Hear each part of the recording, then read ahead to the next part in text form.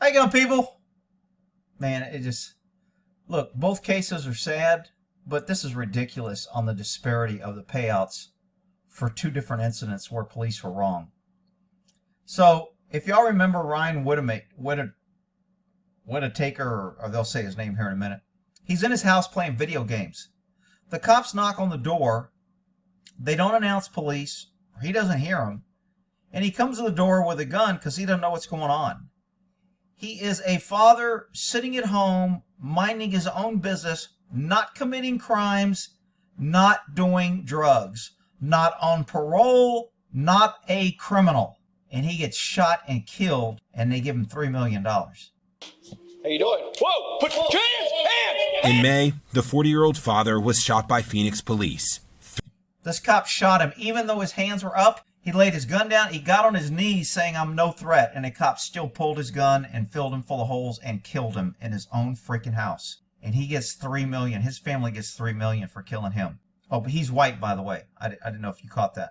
3 seconds after he answered the door. He was at home playing video games, and he did nothing wrong. And on the contrary, assumed the position that I think anybody would. And he still lost his life. He did everything correctly.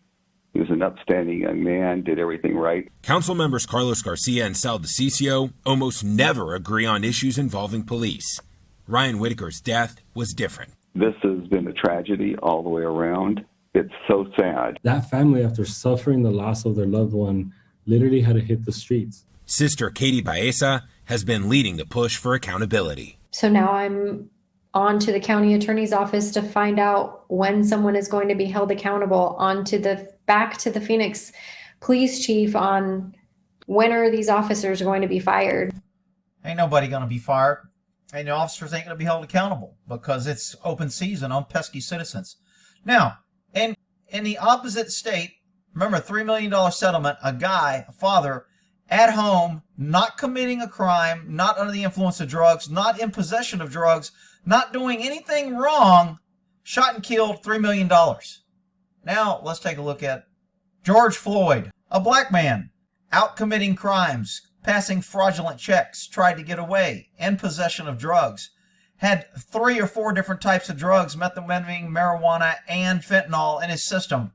Probably was going to die anyway. He had 10 times the legal or deadly dose of fentanyl in his system. May have died anyway.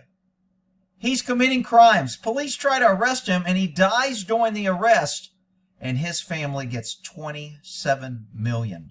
Highest settlement ever paid out forever in a lawsuit. $27 million for a criminal out committing crimes under the influence of drugs, fighting with cops. $3 million, white guy, father, at home, not committing any crime, killed in his own home. Out freaking outrageous. Wake the hell up, people. Wow. Well, isn't that there?